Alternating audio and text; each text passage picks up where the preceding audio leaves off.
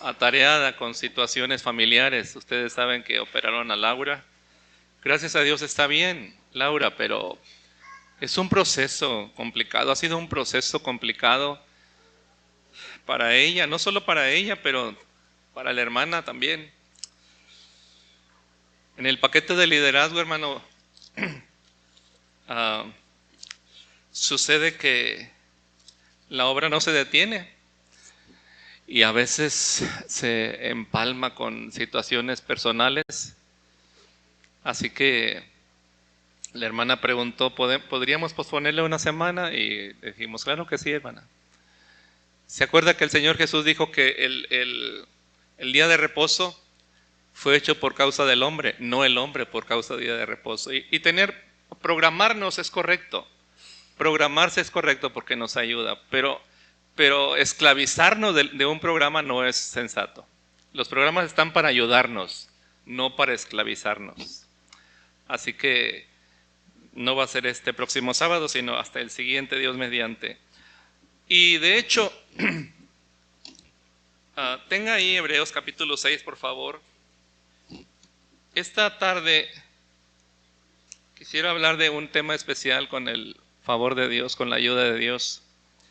Estamos en una serie sobre lecciones del desierto. Y hay una palabra, no sé si la he escuchado, pero de eso que queremos compartir a la luz de las Escrituras esta tarde: procesos. Repítalo conmigo, por favor: proceso. Ahora, le pregunto, ¿cuántos saben lo que significa la palabra proceso? ¿Puedo ver sus manos? Los que saben lo que significa proceso. Bien, yo creo ni la mitad levantaron la mano. Así que permítame explicárselo con ejemplos muy simples. Porque el proceso es algo que alguien puede llegar a odiar. Y a veces, para afrontar con gusto el proceso, uno tiene que visualizar muy claramente la meta, lo que está al final. El proceso, mire, lo consulté en el diccionario, pero no sé si le va a ayudar mucho la definición del diccionario. Dice, se refiere a un conjunto de etapas o fases sucesivas que dan lugar a un resultado final. Así que por eso le voy a dar algunos ejemplos muy simples. Por ejemplo, míreme acá, déjeme darle ejemplos muy sencillos. Los muchachos están tocando y sabe que al paso de los años ha habido gente que se ha acercado. Por ejemplo, a mí en este caso en particular, hablaré de mi propia experiencia, no puedo hablar por los demás. El instrumento que puedo tocar un poco es la guitarra. Y yo aprendí cuando tendría unos 14 años, más o menos. Había un hermano en la iglesia en Betania que tocaba muy bien la guitarra. El Señor lo alcanzó. Y cuando el Señor lo alcanzó, él ya tocaba muy bien la guitarra. Y nosotros éramos adolescentes, 13, 14 años. Y nos enseñó no solo a mí, sino a varios en la iglesia.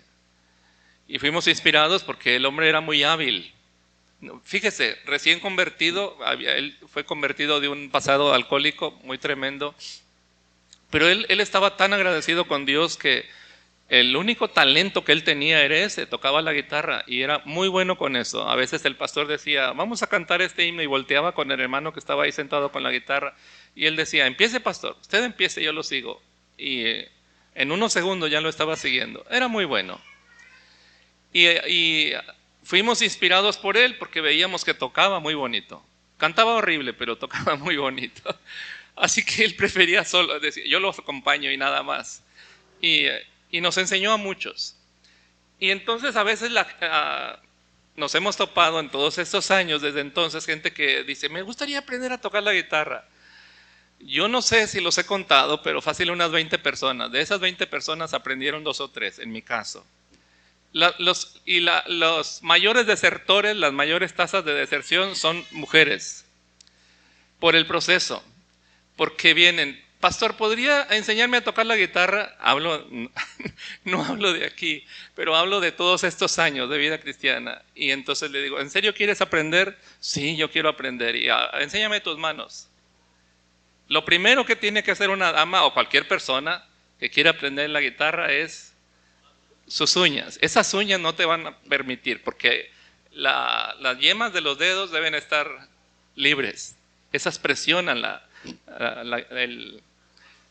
las cuerdas y muy fuerte, así que se te van a hacer callos aquí. Pero las uñas deben quedar más abajo que las yemas. Así que ahí de entrada el 80% desertan. No les gusta ese proceso. El proceso es el camino que recorres para lograr una meta. Y no lo quieren. Hay gente que luego sí estuvo dispuesta a recortarse las uñas, pero como tocar la guitarra implica estar oprimiendo fuertemente, les molesta que el dolor. Hay cierto dolor, sobre todo en cuerdas metálicas. Hay cierto dolor que se causa y uno se acostumbra a eso. Atraviesa ese proceso porque quiere aprender. Y es necesario que me duela tanto. Tengo que aprender a apretar tan fuerte. Sí, si no aprietas fuerte no va a salir un buen sonido de la guitarra. Y ahí desertan otros. Abandonan el proceso. Porque no les gusta. Quisieran como en las películas de antes, las películas de blanco y negro, ¿verdad? Que tomaba el hombre la guitarra y empezaban a sonar violines y trompetas y de todo. Tomar la guitarra y que ya empezara a salir todo. No funciona así, hay un proceso. Así que lo abandonan. ¿O qué me dice usted de los que quieren tener un cuerpo de gimnasio?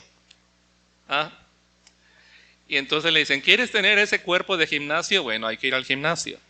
Y le recetan, les encargan rutinas, pero también tiene que ver con la alimentación, ¿verdad? Hay que desechar cosas. Y hay que implementar otras cosas que probablemente no le gusten. Y muchos abandonan eso por el proceso. No les gusta el proceso para tener ese cuerpo de gimnasio. No les gusta la dieta. Odian el ejercicio. ¿Pero es posible tener un cuerpo de gimnasio sin ejercicio? No es posible. Por más que usted escuche promesas vanas. Y hay comidas que le han engordado, pero que le encantan y no está dispuesto a dejarlas. No les gusta el proceso. ¿Me va siguiendo? Es ejemplos simples, pero para que podamos entendernos. O las damas que cocinan tan rico. A mis hijos me han preguntado, cuando te casaste con mamá, ¿te preguntaste si cocinaba rico o no? Y yo le dije, no, nunca me lo pregunté, pero ahora que me dices, yo no sé si alguien a los 19, 20 años de edad que tenía mi esposa, pondrá como requisito que sepa cocinar bien. Yo creo que nadie se lo pregunta, no he conocido a nadie que preguntó, pero ¿sabes cocinar? Y sabes cocinar bien, pero bendito sea Dios que ella es muy buena cocinera. Pero las damas elaboran platillos que son muy ricos, pero tarda tiempo, ¿verdad? Yo recuerdo cuando mi hermana mayor se casó y ella era y es buena cocinera, pero su esposo le decía, ¿por qué los frijoles no saben tan ricos como los de tu mamá? Y lo escuché preguntar eso varias veces. ¿Por qué los frijoles que hace siendo tan buena cocinera no saben tan ricos como los de tu mamá? Y uno que nunca piensa en eso, pensé, ¿qué hace mi mamá que no hace mi hermana? Bueno, mi hermana jamás haría eso porque mi mamá tenía estufa, por supuesto, pero tenía un pozo en el patio. ¿Ya? ¿Me va siguiendo? Tenía un pozo y tenía leña. Y ella tenía un jarro. Y ella tenía toda la paciencia del mundo para tener la flama como debería ser. Tenía toda la paciencia del mundo y daba vueltas y vueltas en el jarro y usaba manteca. No compraba en el supermercado. Iba donde hacían los chicharrones y las carnitas y compraba de esa manteca. No sé quién le enseñó, nunca se lo pregunté. Pero tardaba muchísimo tiempo sin usar la estufa y a veces hacía frío, hacía calor, no importa, ella estaba acostumbrada a hacerlo así. Así que el proceso era distinto. Y mi hermana estaba en la estufa y a veces en olla express, ¿verdad? Nunca iban a saber igual por el proceso. ¿O qué me dice? Vayamos a cosas más serias. Les pregunto aquí algo. ¿Cuántos admiran o admiraron a su papá o a su mamá.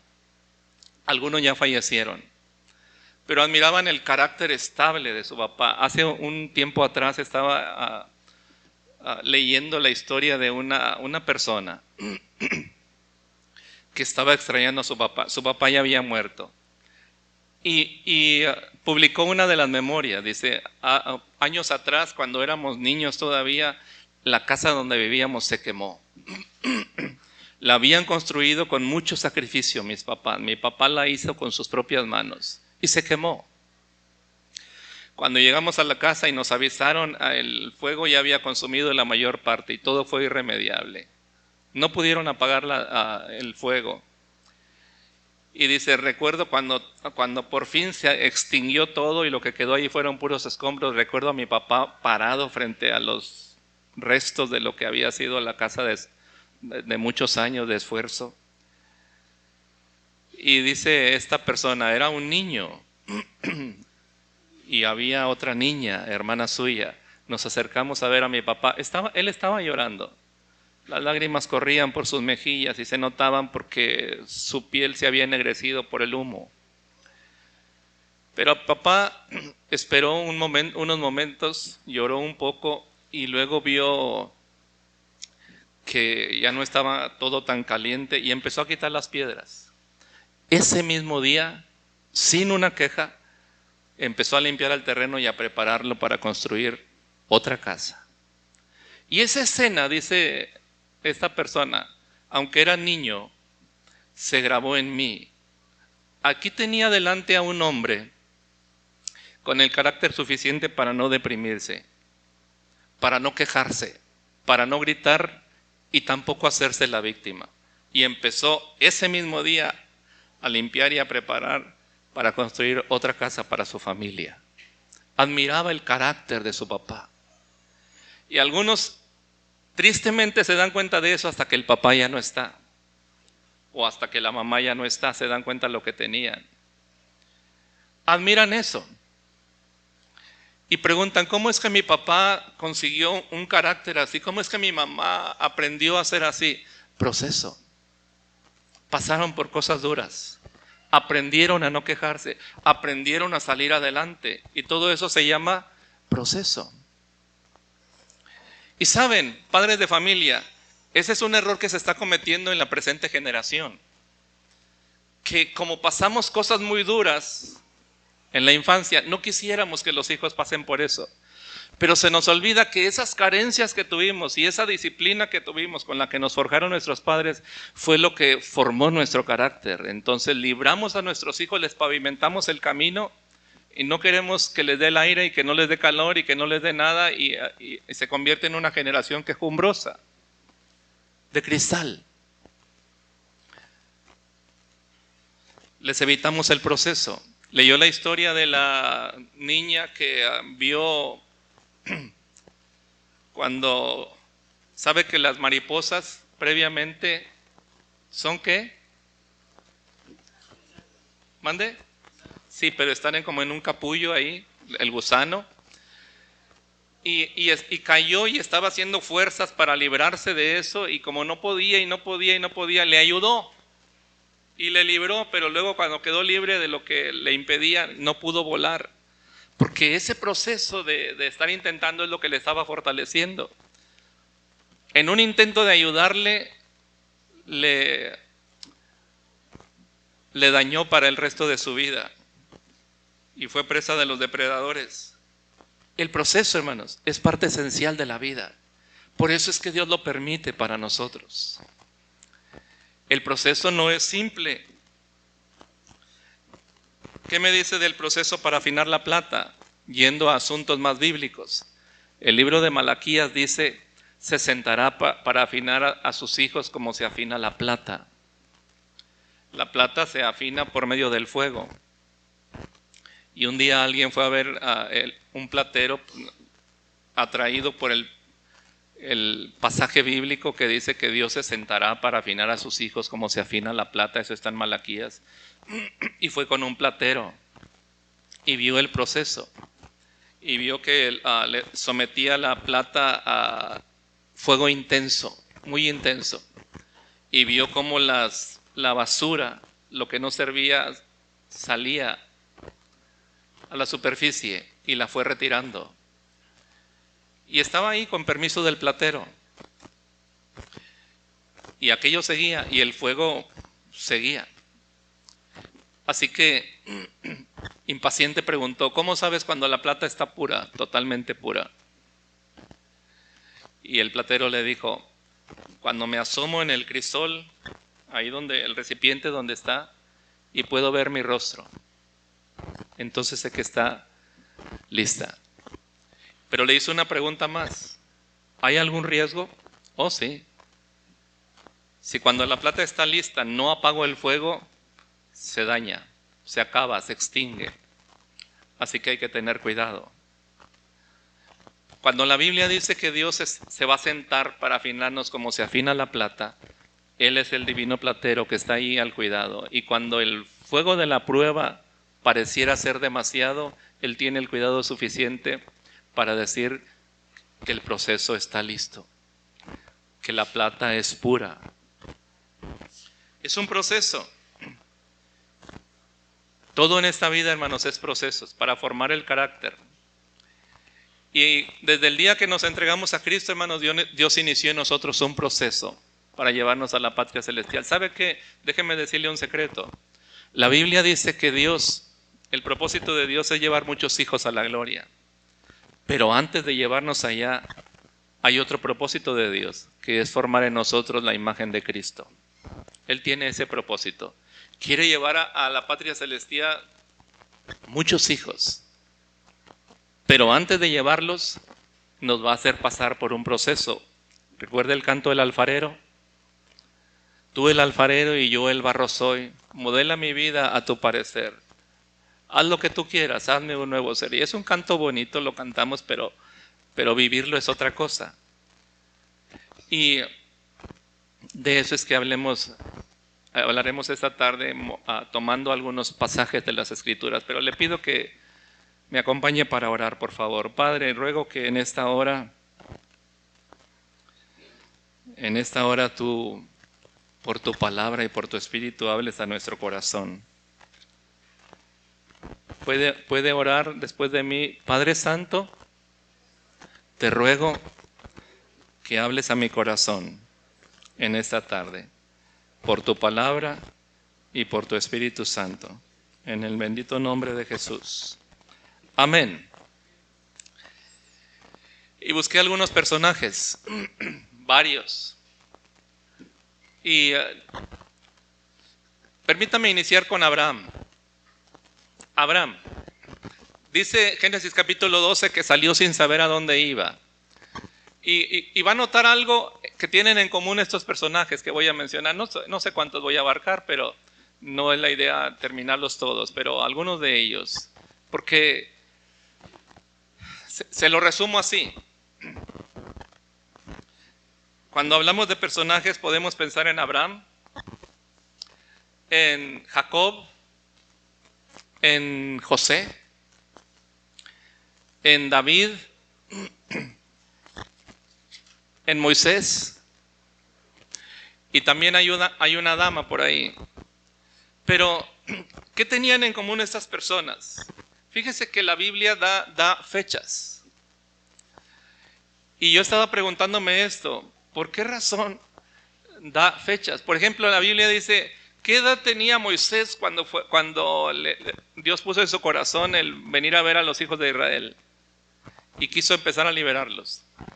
40 años. Y las cosas no funcionaron. Lo quiso hacer a su manera y no funcionaron. Y entonces huyó. Y cuando Dios lo llamó, también da la edad de él.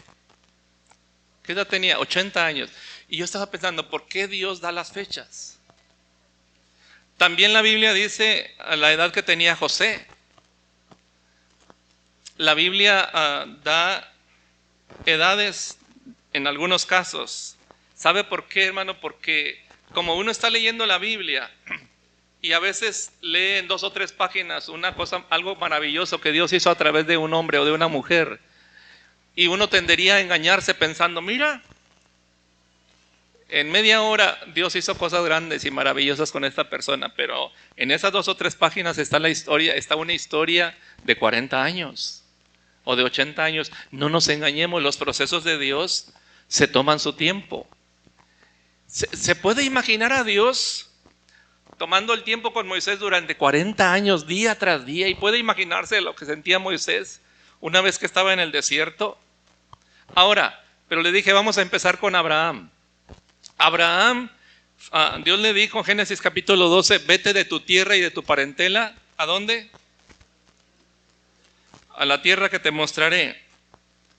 Pero la Biblia da fechas. Vaya conmigo, por favor, a Génesis 12:4. Génesis capítulo 12, le dije.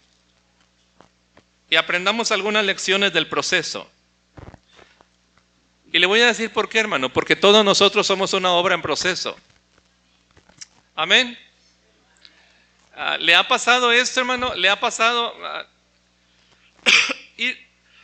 ir a un lugar y atravesar una ciudad? Nos ha pasado en Saltillo y nos ha pasado allá cuando vamos a la convención, que a veces están remodelando la carretera y uno tiene que bajarse de la carretera y caminar por terracería porque están arreglándola. O en Saltillo nos pasó durante un tiempo que estaban arreglando la vialidad para hacerla mejor, pero eso nos obligaba a tener serios inconvenientes y ponían letreros. Disculpe las molestias que esto le genera. Estamos trabajando o estamos mejorando. O también dice obra en proceso. Lo van a mejorar, pero eso lleva tiempo. Y con permiso de mi esposa voy a dar un ejemplo familiar. Resulta que terminamos el salón de eventos y luego Dios nos bendijo de manera que podíamos avanzar en un proyecto más y yo iba a tener una reunión con los líderes. Tampoco a ellos les he dicho, o creo que alguna vez lo mencioné, pero pensé en la casa pastoral que tiene un piso que en la parte superior hay piezas sueltas y piezas quebradas y todo eso. Y entonces antes de hablar con mis hermanos le pregunté a mi esposa, ¿no te gustaría tener en la casa pastoral piso nuevo? Y plantearlo yo con mis hermanos directivos y todo eso. Y dijo, no quiero. Yo pensaba que iba a decir sí. Y sé que a algunos les va a sorprender, los que nunca... ¿Quiénes han afrontado remodelaciones en casa? La familia del hermano Rafa y varios. Es que ahí está el detalle, decía el hermano Rafa. Platiqué mucho con él en los años que estuvo trabajando aquí con nosotros. Y él tenía anécdotas de todas. Decía, hermano, me contrata el hombre de la casa y me dice, quiero que vayas porque mi señora quiere que haga esto y esto y esto y esto. Un montón de cosas, remodelaciones en la casa. Y entonces llegaba yo con toda mi herramienta y de repente aparecía la señora. Nomás no quiero polvo, señor.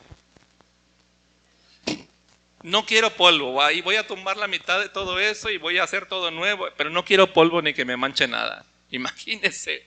Así que él tenía que ingeniárselas. Y mi esposa se acostumbró a ver todo la remodelación que estamos acá porque ella es encargada del aseo, pero dijo, no, yo estoy muy cansada, no quiero el proceso.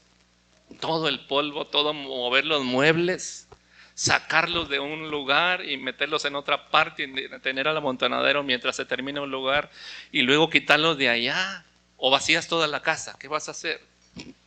El proceso. Y ella estaba tan cansada, lo está todavía. Me recuerda a lo que dijo lo que dijo un día Dante Gebel. Alguien le preguntó, háblanos de tus papás, y dijo, mi viejo, así dice él, son argentinos, se acostumbraba, había una costumbre. Creo que acá también había, no sé si en varios países latinos, las muchachas salían a la plaza cierto día y había una fiesta en la ciudad y se sentaban en la plaza con sus mejores galas y había un grupo musical tocando y los hombres andaban dando vueltas en la plaza y naturalmente buscando pareja, ¿verdad? Entonces se fijaban en alguna muchacha y la invitaban a bailar. Dice, entonces mi papá andaba dando vueltas con otros amigos y vio a mi mamá sentada y le gustó mucho mi mamá y la sacó a bailar. Hace 60 años y no la ha soltado, dice. Y siempre me acuerdo de mi esposa, la sacó y no ha dejado. Pero ese proceso, hermanos, es a lo que a veces uno quiere evitar. Pero ¿quieres piso nuevo? Tienes que afrontar todo lo que está en el proceso. ¿Quieres una vida nueva? Y tienes que afrontar todo lo que está en el proceso. En el caso de Abraham, mire que Abraham, dice la Biblia que era un hombre rico, pero Dios tenía grandes planes para él. Pero insisto, hermanos, no se pueden cumplir los planes grandes de Dios sin un proceso. Nadie puede salir de Egipto y llegar a la tierra prometida sin atravesar el desierto. Y ese proceso a veces en la vida cristiana, en nuestra propia vida hoy, puede ser que no es tan atractivo para mucha gente. El deseo pastoral hoy es alentarle, animarle. Usted y yo somos una obra en proceso. No se desaliente. Por amor de su alma y por amor de la descendencia que se va a quedar cuando usted y yo ya no estemos aquí, no se desaliente. Dios tiene un plan. Dios tiene un plan. Estoy llevando a Priscila para trabajar cada día a las 6:30 de la mañana y oro con ella todavía en el camino, en lo que voy a llevarla al trabajo. Y nuestra oración, la oración que todos mis hijos oyeron cuando eran desde chiquitos, que los llevaba a la escuela, siempre fue y sigue siendo: Señor, cumple tus propósitos en nuestros hijos.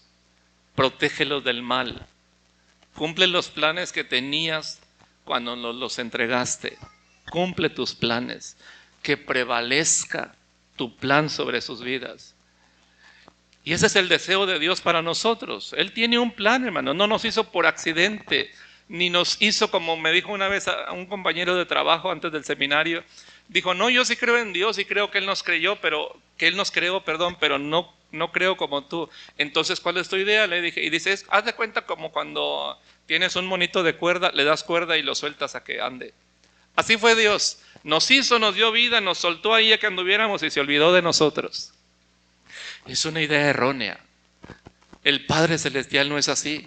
Él tiene cuidado de nosotros. Y cuando llama a Abraham, ya está ahí en Génesis 12, Jehová le había dicho a Abraham, 12:1, vete de tu tierra y de tu parentela y de la casa de tu padre a la tierra que te mostraré. Y haré de ti una nación grande y te bendeciré. Versículo 2. Y engrandeceré tu nombre y serás bendición. Bendeciré a los que te bendijeren y a los que te maldijeren maldeciré. Y serán benditas en ti, ¿quién? Y aquí está lo que le decía en el verso 4. Y se fue Abraham como Jehová le dijo. Y Lot fue con él. Y era Abraham edad de 75 años cuando salió de Harán. ¿Por qué Dios pone las fechas? Quiero que se dé cuenta. ¿Qué edad tenía Abraham cuando Dios lo llamó? 75 años. No era un jovenzuelo, hermano. 75 años. ¿Qué hombre rico con su esposa de sociedad acepta salir de su tierra al desierto? Sin saber a dónde va. Y la pregunta que tiene que resonar en el corazón: ¿cómo se atrevió a salir Abraham sin saber a dónde iba? La respuesta es una sola: escuchó la voz de Dios en su corazón. Él sabía que Dios le habló al corazón y le creyó a Dios. Y dice la Biblia: le creyó a Abraham a Dios y le fue contado por justicia. Y Sara fue con él y también el sobrino Lot. Y por cierto, hay un asterisco sobre Lot, pero quiero que vea conmigo otro pasaje. Capítulo 16. Capítulo 16 de Génesis. Versículo 13. ¿Ya lo encontró? Génesis 16, del 1 al 3, perdonen. Le dije 13, pero es del 1 al 3. 16, leo: Sarai, mujer de Abraham, no le daba hijos, y ella tenía una sierva egipcia. Ahora, dice que no le daba hijos. ¿Cuál fue la promesa que Dios le hizo a Abraham? ¿Tenía que ver con su descendencia? Sí. Serán benditas en ti todas las familias de la tierra, y haré de ti una nación grande. Así que ahí estaban incluidos los hijos. Pero empiezan a pasar los años Empiezan a pasar los años, días, semanas, las semanas se convierten en meses, los meses en años, y aquí inicia el capítulo 16. Sarai, mujer de Abraham, no le daba hijos, y ella tenía una sierva egipcia que se llamaba Agar. Dijo entonces Sarai a Abraham: ya ves que Jehová me ha hecho estéril, te ruego pues que te llegues a mi sierva, quizá tendré hijos de ella. Y atendió a Abraham al ruego de Sarai. Diría mi esposa, y mira qué obediente. Pero bien, ese es otro asunto. 3. Y Sarai, mujer de Abraham, tomó a Agar su sierva egipcia, ¿al cabo de cuánto? 10 años. ¿Por qué la Biblia pone fecha? Por eso, hermanos, porque el proceso es largo. Si no estuviera esa cantidad, ¿qué diríamos? Es de un capítulo a otro, probablemente serían unos meses. No, 10 años. Ahora, ¿se le hace mucho o poco 10 años?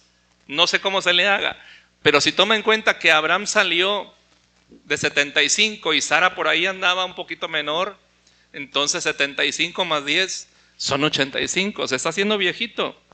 Y dice algo más: al cabo de 10 años que había habitado Abraham en la tierra de Canaán, y la dio por mujer a Abraham su marido, y él se llegó a Agar, la cual concibió, y cuando vio que había concebido, miraba con desprecio a su señora. Entonces Sarai dijo a Abraham: mi afrenta sea sobre ti.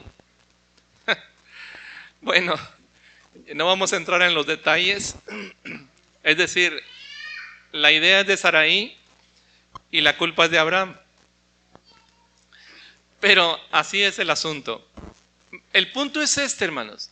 Pasaron 10 años y habían envejecido. Y entonces ellos, ¿qué quisieron hacer? Ayudar a Dios.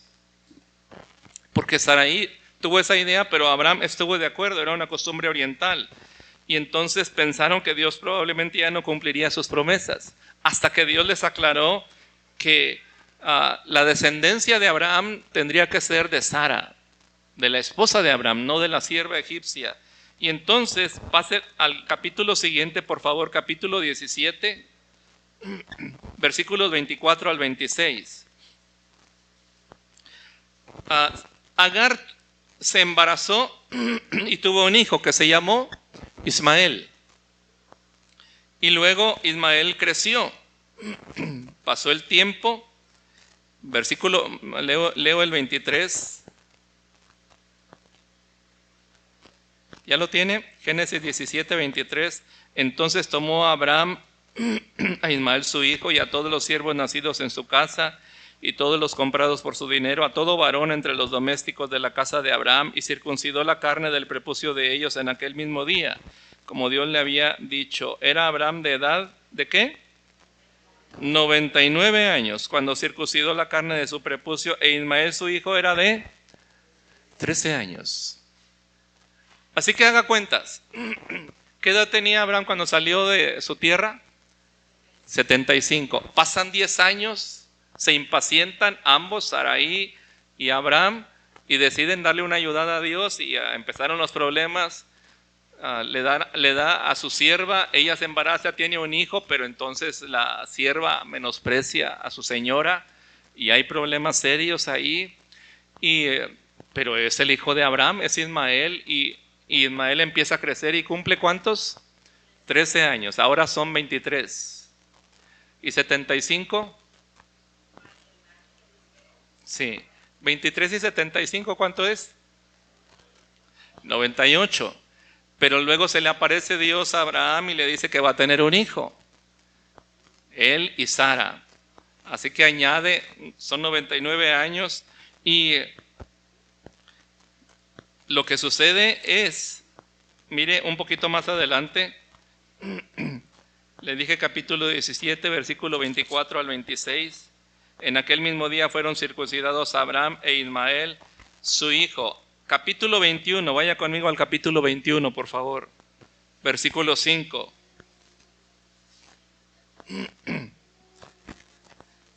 Leo desde el 1. Visitó Jehová a Sara como le había dicho, e hizo Jehová con Sara como había hablado. Y Sara concibió y dio a Abraham un hijo en su vejez, en el tiempo que Dios le había dicho. Y llamó a Abraham el nombre de su hijo que le nació, que le dio a luz Sara, Isaac. Y circuncidó a Abraham a su hijo Isaac de 8 días, como Dios le había mandado. Y era Abraham de, ¿cuánto? 100 años, cuando nació Isaac, su hijo. Entonces dijo Sara: Dios me ha hecho reír, y cualquiera que lo oyere se reirá conmigo. Y añadió: ¿quién dijera a Abraham que Sara habría de dar de mamar a hijos? Pues le he dado un hijo en su vejez.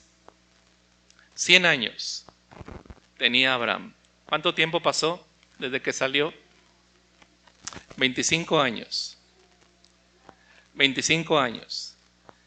La palabra que usa el Nuevo Testamento refiriéndose a esto, dice: de uno ya casi muerto. O sea, salió la descendencia como una multitud. Como Dios le dijo a Abraham, como las estrellas del cielo, como la arena del mar. Pero hubo que esperar 25 años. 25 años, y conforme pasaba cada año, hermanos, mire acá por favor, cada año que pasaba era en contra de ellos. Primero por la edad, y segundo porque Sara era estéril. Así que cada año que pasaba, el cumplimiento de la promesa se veía más difícil. Escuche, es que cuando estamos viendo esto en la Biblia, piense en usted mismo. Traiga este asunto a la situación que esté pasando. Cuando Dios nos llamó, hermanos, cuando nos llamó, como dice la Biblia, de las tinieblas a su luz admirable, puso en nosotros un llamado eterno, sublime, divino. Y hay un deseo en el corazón de servir a Dios, pero empiezan a pasar los años, y a veces uno puede pensar que el llamado quedó atrás. Porque ¿sabe qué, hermano? Porque esos años no pasan plácidamente sentados en una mecedora. Durante esos años hay dificultades. Este es el asunto. En el proceso hay dificultades. Y yo no estoy tomando todo el tiempo, no lo haría porque se haría mucho más largo. De hecho, le digo algo, hermano. Le mencioné 5 nombres y hay un sexto que le tengo reservado al final. Pero cada uno de ellos podría llevarme varios domingos. Si siguiera todo el proceso que pasó Abraham y Sara. Cada uno de ellos me llevaría varios domingos. No es la idea en esta ocasión. Pero lo que quiero que se dé cuenta es que el proceso no estuvo exento de dificultades, de pruebas y de luchas. Y le diré algo más. No se me distraiga, por favor, le diré algo más. Pasan 25 años y fue un tiempo difícil, pero por fin Dios le da a Abraham un hijo, el hijo de Sara, el hijo de la promesa. Parecería el final feliz de un cuento de hadas, pero ¿se acabaron los problemas? ¿De ahí en adelante todo bien? Le diré una cosa, para los despistados que no se acuerdan qué pasó después. O alguien si se acuerda qué pasó después, le voy a decir, la mayor de las pruebas para Abraham y su familia vino después. Porque un poco de tiempo después Dios le habla otra vez a Abraham y le dijo: Abraham, tienes un hijo único y lo amas. Entrégamelo. Ofrécemelo en holocausto. ¿Se acuerda? ¿Qué clase de pruebas esperan en la vida cristiana, hermanos? Ni usted y yo no lo sabemos. Pero dice la Biblia que Abraham, lo que distingue a Abraham, que es llamado el padre de la fe, él le creyó a Dios y le fue contado por justicia. Él era un hombre que, aunque fuera muy complicado, aprendió a creerle a Dios. La Biblia le llama amigo de Dios. Abraham, mi amigo, le llama el Señor. Y fue elegido porque Dios dijo: yo sé que Abraham mandará a sus hijos y a su casa después de él, Génesis capítulo 18, que guarden el camino de Jehová, para que haga venir Jehová sobre Abraham lo que le ha prometido. Es que desde el día del llamado hasta que se cumpla la promesa, todo eso es un proceso, pero hace falta, ¿sabe qué? Paciencia. Le dije al inicio que buscara Hebreos. Vaya conmigo allá, por favor. Hebreos capítulo 6. Dios tiene un llamado, Dios tiene un propósito, pero a nosotros nos es necesaria la paciencia. Hebreos 6. Voy a leer desde el versículo 10 y por favor ponga especial atención al versículo 12. ¿Ya lo encontró? Me dice amén si ya lo encontró. Hebreos 6, 10 al 12, especialmente el 12. Porque Dios no es injusto para olvidar vuestra obra y el trabajo de amor que habéis mostrado hacia su nombre, habiendo servido a los santos y sirviéndoles aún. Pero deseamos que cada uno de vosotros muestre la misma solicitud hasta el fin, para plena certeza de la esperanza. ¿Qué es lo que está diciendo aquí? ¿Le puso atención? Se lo leo otra vez el 11. Pero deseamos que cada uno de vosotros muestre la misma solicitud. ¿Cuánto tiempo? Hasta el fin. ¿Para qué? Plena certeza de la esperanza. Ellos tenían una esperanza. Ahora, le leo otra vez el 10. Dios no es injusto para olvidar vuestra obra y el trabajo de amor que habéis mostrado hacia su nombre, habiendo servido a los santos y sirviéndoles aún. ¿Qué es lo que está diciendo aquí? Mire, déjeme explicarle. Desde el día que usted se entregó al Señor, yo confío que ha hecho cosas para tratar de servir al Señor. Lo que dice el texto es que Dios toma en cuenta todo eso y Él no se olvida. Dice la Biblia que ni aún un vaso de agua que damos en su nombre queda sin recompensa. Así que Dios no se olvida de nada de ello. Pero, 11, pero deseamos que cada uno de vosotros muestre la misma solicitud hasta el fin. Es decir, no se canse de servir al Señor. La Biblia dice, no nos cansemos pues de hacer el bien, que a su tiempo segaremos, si no desmayamos. Y sigue la lectura, para plena certeza de la esperanza. ¿Qué significa eso? Hay una esperanza, pero esa para ser plena y para ser más cierta, necesita ser algo permanente, hermano. Porque hay gente que en el proceso se desalienta. ¿Qué pasó con Israel? Salieron todos de Egipto, pero muchos deseaban regresar. Algunos ya no llegaron a la tierra prometida. La esperanza que tenían de una tierra mejor se diluyó. Su esperanza se diluyó y ganó su incredulidad, ganó su impaciencia. Algunos, dice la Biblia, estaban tratando de a espaldas de Moisés, decían, nombremos un capitán y regresémonos a Egipto, porque extrañaban las comidas de Egipto. Mire, les caía pan del cielo. Y a mí primero me molestaba mucho, pero luego me di cuenta qué pasó. Porque dice, nos acordamos de los ajos, de los puerros, de las cebollas que comíamos de balde en Egipto. Y uno dice, ¿de balde? De balde significa gratis. ¿Gratis? Eso no lo comían gratis. Eran esclavos. Pero eso es lo que pasa cuando la incredulidad llega al corazón, que ya uno no piensa claramente. Ya uno se olvida la situación que vivía antes. Se olvida que era un esclavo. Se olvida que nada era gratuito, por supuesto que no. Así que quedaron en el desierto, no llegaron a la tierra prometida. La esperanza se diluyó. Así que por eso este pasaje dice que cada uno tenga la plena certeza de la esperanza. Ahora, el 12 finalmente, a fin de que no os hagáis como. No deje de servir al Señor, no os hagáis perezosos, sino imitadores de aquellos que, subraye eso en su Biblia, por la fe y la paciencia que hacen, heredan las promesas. Imitadores de aquellos que por la fe y la paciencia heredan las promesas. Subraye eso en su Biblia, por favor. Ahora, si no trae Biblia y está leyendo en su celular, ¿alguien me dijo que sí se puede subrayar? No, si ustedes saben de todo. Pues subráyelo, que sea un recordatorio para usted. Léalo una vez más conmigo, el 12, por favor.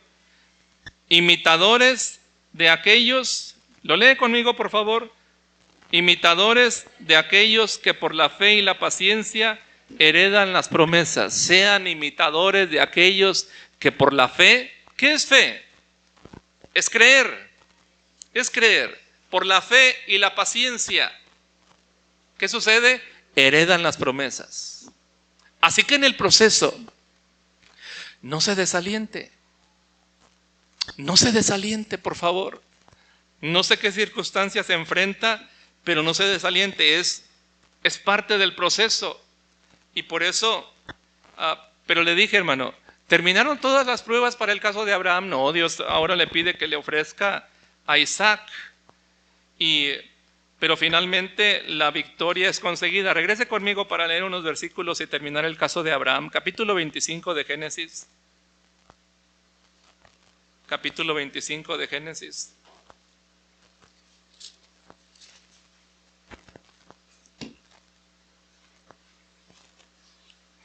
¿Qué edad tenía Abraham cuando dio a luz a Isaac, él y su esposa? 100 años. Algunos se van a sorprender.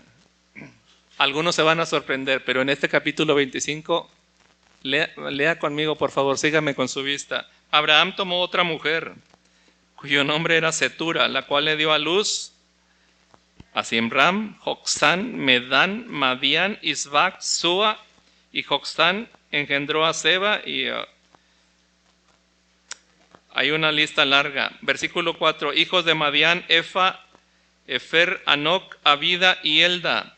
Todos estos fueron hijos de Cetura, pero ¿qué dice el verso 5? Pero Abraham le dio todo cuanto tenía, ¿a quién? A Isaac. Los demás eran sus hijos, pero Dios le había dicho, la promesa a Abraham, la promesa que te hice, va a ser a través de ¿quién? De Isaac. Isaac es el hijo de la promesa. Y eso sí hizo bien Abraham, no se olvidó. Le dio todo cuanto tenía a Isaac. Pero a los hijos de sus concubinas dio a Abraham dones y los envió, ¿qué? Lejos de Isaac. ¿Por qué, hermano? Aprendió la lección. Se acordó de Ismael, los pleitos de Ismael con Isaac. Así que los envió lejos. No los envió desprovistos, pero los envió lejos de Isaac mientras él vivía hacia el oriente, a la tierra oriental. Y estos fueron los días que vivió Abraham. ¿Cuántos? 175 años. Así que después de los 100, mire. Versículo 8, y exhaló el espíritu y murió Abraham en buena vejez, anciano y lleno de años, y fue unido a su pueblo.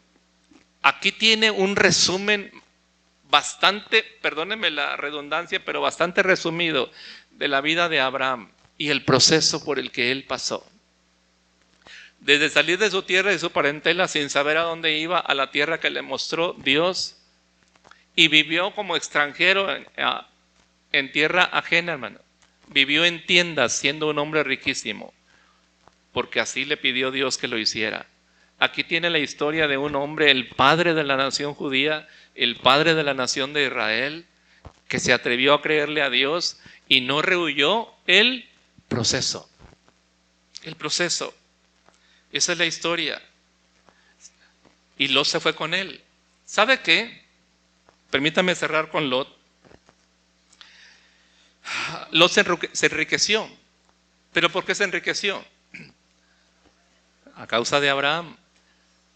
Se enriqueció tanto que los ganados ya no cabían en la misma tierra y Dios le dijo, ya no haya pleito entre tus pastores y los míos, escoge. Y entonces Lot escogió para sí la mejor tierra. Ahora escuche, la Biblia dice de Lot que fue un hombre justo, ¿verdad? Qué bueno que lo dice, para que lo sepamos. Pero había un problema en Lot, porque mire usted, cualquier persona sensata, humilde diría, pero Abraham, todo lo que tengo, lo tengo porque tú me lo diste. Entonces, ¿cómo es que yo voy a escoger? Y de hecho escogió la mejor tierra, porque dice la Biblia que era como el huerto de Dios. No, yo no voy a escoger, escoge tú. Lot no debió haber escogido, pero al decidir egoístamente, eligió mal, porque llegó a vivir junto a Sodoma y Gomorra, y ahí la familia se echó a perder. Y también parte de su carácter, porque me atrevo a decir eso, parte de su carácter, porque aunque eso no dice el Génesis, sin embargo, yo le digo a usted, cuando estos hombres cuando los ángeles llegan a la casa de Lot y le dicen que quieren abusar de esos hombres, los habitantes de Sodoma y Gomorra quieren hacer maldad en la casa de Lot. Lot dice, no hagan eso con mis huéspedes, tengo 2 hijas vírgenes, se las voy a sacar para que hagan lo que quieran con ellas, pero respeten a mis huéspedes. Uno dice, pero ¿qué clase de padre haría eso? Es que a Lot le influyó todo el tiempo que vivió en Sodoma y Gomorra. Sí le dolía lo que hacían ahí, pero hermanos, nadie, esa historia de que alguien puede atravesar el pantano sin manchar su plumaje, ay, es una historia, es una fábula. Cruzar el pantano y no manchar el plumaje, eso no está en la Biblia. Pero la Biblia por eso dice que tengamos cuidado con quién nos juntamos, ¿verdad? No erréis, las malas conversaciones corrompen las buenas costumbres. Y no te entrometas con el malo. Y la Biblia dice en Proverbios que tengamos cuidado de nuestros amigos. Así que eso pasó y al final, pero mire el triste final de Lot. Otra cosa que probablemente Lot debió hacer: Abraham, no quiero separarme de ti. Contigo Dios me ha bendecido. No quiero separarme, pero ya era riquísimo también él. Y fue vencido por la tentación. La bendición era porque estaba con Abraham, pero tomó esa decisión. Al final, Lot lo perdió todo, hermano. ¿Sí o no? Lo perdió todo. Y hubo consecuencias en las que no voy a entrar ya. Pero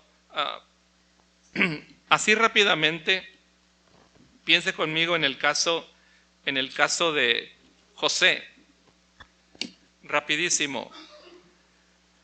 Según los historiadores, vaya conmigo primero al capítulo 37, por favor. Capítulo 37 de Génesis.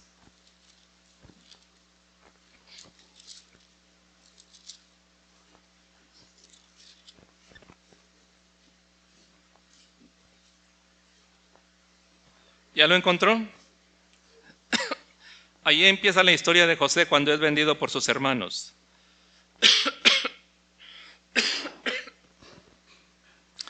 Leo, Génesis 37:1. Habitó Jacob en la tierra donde había morado su padre, en la tierra de Canaán. Esta es la historia de la familia de Jacob. José, siendo de edad, ¿de qué? 17 años, apacentaba las ovejas con sus hermanos. Y el joven estaba con los hijos de Bila y con los hijos de Silpa, mujeres de su padre, e informaba a José a su padre la mala fama de ellos.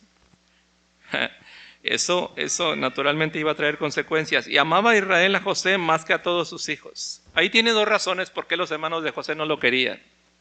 Primero, porque era el consentido. ¿Lo ve ahí? Ahí dice, ¿no? ¿A quién amaba más Jacob? A ver, ¿estamos despiertos aquí todavía? Hice una pregunta. ¿A quién amaba más Jacob? A José. Ahí lo dice claramente, el 3. Amaba a Israel a José. ¿Qué dice? Más que a todos sus hijos. Cuando un papá o una mamá tiene un consentido, ¿los demás lo notan? Claro que lo notan. Y veo algunas sonrisas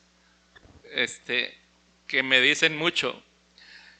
Pero para que se vayan esos pensamientos de usted, déjenme avanzar. Y hay otro problema. El otro problema es que José, que es el más chico de ellos, bueno, luego siguió Benjamín, pero se portan mal ellos. ¿Y qué hace José? Viene y le dice a su papá lo malo que hacen sus hermanos. Así que tienen ahí dos motivos para odiarlo. Y dice la escritura en el versículo 4, viendo sus hermanos que su padre lo amaba más que a todos sus hermanos, le aborrecían y no podían hablarle pacíficamente. Pero entonces José, verso 5, soñó un sueño y lo contó a sus hermanos. Y ya saben qué sueño, ¿verdad? En el sueño, ellos y sus propios padres dicen, ¿crees que tú vas a ser mayor que todos, que nos vamos a inclinar delante de ti? Y ya no voy a entrar en detalles, pero el detalle que quiero mencionarles es menciona la edad de José. ¿Cuántos años? 17. Cuando lo venden, tiene 17 años. Y luego hay otra fecha que da la Biblia, capítulo 28, versículo 15 al 17. Perdóneme, no.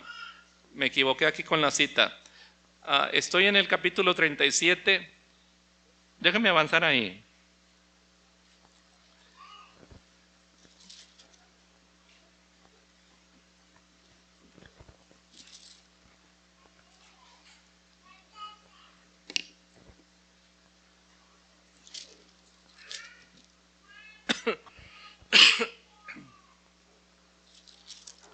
cuando es presentado, olvidé poner esta cita, pero cuando es presentado a Faraón, cuando interpreta los sueños de Faraón, ahí hay otra fecha. Capítulo 41. ¿Lo encontró? Capítulo 41. Faraón tiene un sueño, tiene dos sueños, y entonces ve las vacas flacas y gordas y ve las espigas y eso, y José le interpreta el sueño. Y quiero que note algunos versículos de ahí. Estoy en el capítulo 41, versículo 42. Capítulo 41, versículo 42. Después que José le interpreta el sueño a Faraón, Faraón dice, el 42, Faraón quitó su anillo de su mano y lo puso en la mano de José y lo hizo vestir de ropas de lino finísimo y puso un collar de oro en su cuello y lo hizo subir en su segundo carro y pregonaron delante de él, doblad la rodilla, y lo puso sobre toda la tierra de Egipto. Y dijo Faraón a José, yo soy Faraón, y sin ti ninguno alzará su mano ni su pie en toda la tierra de Egipto. Y llamó Faraón el nombre de José Safnat Panea, y le dio por mujer a Asenat, hija de Potifera, sacerdote de On. Y salió José por toda la tierra de Egipto. Era José de edad, ¿de cuánto? 30 años, cuando fue presentado delante de Faraón, rey de Egipto. Y salió José de delante de Faraón y recorrió toda la tierra de Egipto. Y en aquellos 7 años de abundancia la tierra produjo a montones. Eso es lo que dije que noté en las vidas de esos hombres. Dios pone fechas. Cuando José es vendido tiene 17 años. Y es afligido, hermano. Primero lo venden y él con angustia, dice más adelante el relato, si lo lee con cuidado, hasta el final de la vida de José, que es el final del libro de Génesis, que él suplicaba a sus hermanos que no lo vendieran. Era un muchacho, 17 años, pero lo venden y habían planeado matarlo primero. Así que llega a Egipto y ya sabe lo que pasa allá, no le fue bien, estaba trabajando honestamente, pero cae en la cárcel. Y en la cárcel Dios lo bendice, pero también le va mal porque ayuda a 2 presos, les interpreta sus sueños, uno muere y el otro se olvida de él. Y José parece un abandonado, o como dijo alguien, un abandonado de Dios. Ahora yo le pregunto, ¿piensa que al paso de estos años, cuántos años son de 17 a 30? 13 años. ¿Piensa que en todos estos años José no recordaba su sueño? Él sabía que era un sueño de Dios. Pero al paso del tiempo, hermano, y de esas situaciones de ser vendido como esclavo y luego ser acosado por aquella mujer y ser acusado injustamente, caer en la cárcel y ir de tropiezo en tropiezo, no son semanas ni meses. Por eso creo que Dios tiene cuidado aquí de poner las fechas, porque son años. Y los años de espera, hermanos, a veces suelen jugarnos en contra. Nos desesperamos. A veces se pierde la esperanza, por eso dice Hebreos, para plena certeza de la esperanza. Y es lo que nos pasa a veces, que pasa el tiempo, pasan los años y ya no tenemos la misma fuerza, el mismo vigor. Los años van pasando y los sueños del corazón que Dios puso ahí no se están cumpliendo. ¿Cree usted que yo no tengo sueños todavía? Los tengo. No solo sobre la familia, sino sobre la iglesia, sobre el ministerio que Dios nos dio. Tengo sueños más altos que esto, hermano. Pero a veces uno puede desesperarse y perder la fe. La invitación de la Biblia, cuando Dios pone esos años, es a no perder la fe, sino que nos hagamos, ¿qué dice? Imitadores de aquellos que por la fe y la paciencia, ¿qué hacen? Heredan las promesas. Por la fe y la paciencia heredan las promesas. 13 años de infortunio, 13 años de esclavitud, 13 años de cárcel y de muchas situaciones duras que le pasaron hasta el día que es presentado delante de Faraón por fin. Ahora, ¿terminaron las vicisitudes para José? No, hermano. ¿Terminaron las cosas difíciles? No. ¿Sabe qué es el asunto? Debo terminar. Pero ¿sabe qué es el asunto, hermano? Que a veces nos desesperamos. No es que Dios cambió de planes. No es que Dios cambió de propósito para nosotros. El asunto es, ¿sabe qué, hermano? Que a veces no es el tiempo. Los planes están ahí. El llamado está ahí. Pero a veces no es el tiempo de Dios. A veces sucede, ¿sabe? La Biblia dice de que habla de cuando David fue llamado era un muchacho. Cuando fue ungido rey fue un muchacho. Pero hasta que llegó al trono pasaron muchos años, años perseguido injustamente. Y puede perderse la esperanza. Creo que el mensaje de la Biblia es que no perdamos la esperanza, porque lo que no nos dice, lo que las situaciones nos hacen olvidar es que el llamado prevalece, pero a veces no es el cuándo ni es el cómo, porque las formas que Dios obró en la vida de Abraham, de José, de Jacob, de Moisés, fueron diferentes. La forma como obró en David fue diferente. El proceso es distinto para cada quien. ¿Cuándo Dios cumplirá eso? No lo sabemos. ¿Cómo lo va a hacer? No lo sabemos tampoco. Pero lo va a hacer. Pero nos hace falta fe y paciencia. Y el texto de Hebreos nos insiste que seamos imitadores de aquellos que por la fe, lo dice conmigo, por la fe y la paciencia heredan las promesas. La mujer a la que me refería era Esther. Esther no tuvo un llamado como los otros, pero Dios igual la estuvo preparando hasta que llegó su momento. Y el momento se lo dijo su pariente cercano: quizás para esta hora ha llegado. E insisto, piense en usted. Tal vez no tuvo un llamado específico, pero igual Dios le ha estado preparando, llevándole a través de un proceso difícil, pero sabio. No se desaliente. Ahora está en ese proceso. Una cosa es discernir la voluntad de Dios y otra es el tiempo y la forma en que esa voluntad se va a cumplir. El cuándo y el cómo están en la mano de Dios, hermano. Quiero animarle, no se desaliente mientras estamos en las manos de Dios hasta que Él cumpla su propósito en nosotros.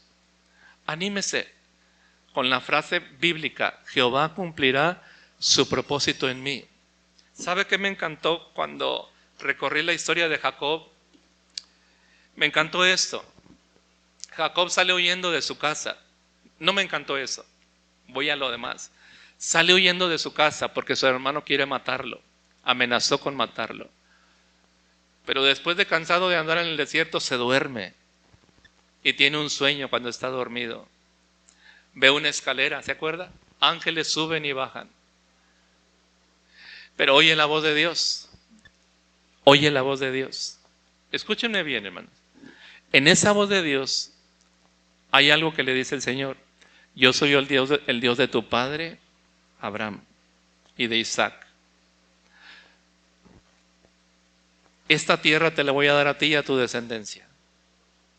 ¿Por qué Dios le hace esa promesa a Jacob? ¿Qué mérito tiene Jacob? No tiene ninguno, hermano. Ningún mérito. Pero ¿por qué Dios le hace esa promesa? Porque esa es la promesa que Dios le hizo a Abraham. La tierra te la daré a ti y a tus hijos. Ahora se la repite a Jacob. Jacob no tiene ningún mérito. Pero Dios no se olvida del pacto que hizo a Abraham y a su descendencia. Y le dice algo más, le añade algo más: y no te voy a dejar hasta que haya hecho lo que te he dicho. Mire, padres de familia, vale la pena aferrarse a las promesas de Dios. Vale la pena tomar en cuenta lo que dice Hebreos 6:12, que nos hagamos imitadores de aquellos que por la fe y la paciencia heredan las promesas. Porque Dios le hizo una promesa a Abraham. Y mire, Abraham vivió en el desierto todos esos años. Pero muerto Abraham, Dios se ocupó de Isaac y su descendencia. Y ahora toma a Jacob, que no tiene ningún mérito, pero le repite la promesa. ¿Y sabe que Dios la cumplió? Dios le cumple esta promesa a Jacob, pero Jacob también atravesó un proceso. Naturalmente que sí, pero el hecho final es: Dios cumple sus promesas.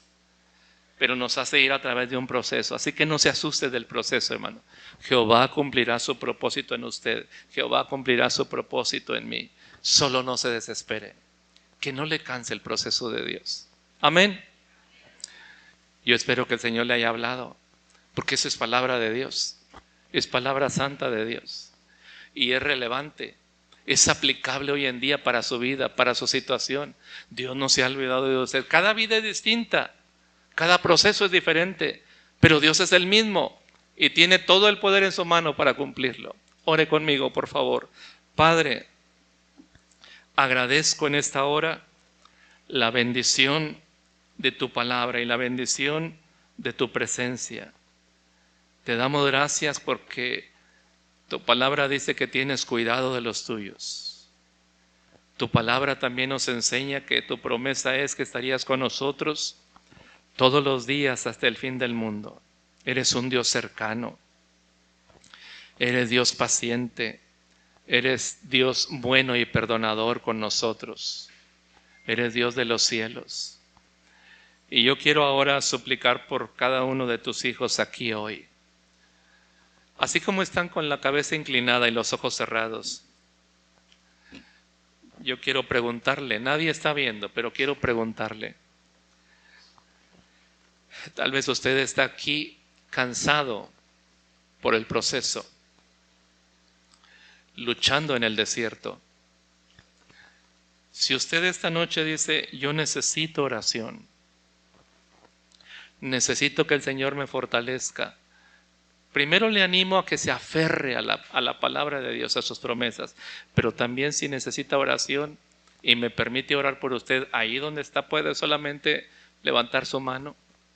Veo su mano, puede bajarla. Veo su mano, puede bajarla. Bendito sea Dios. ¿Hay alguien más?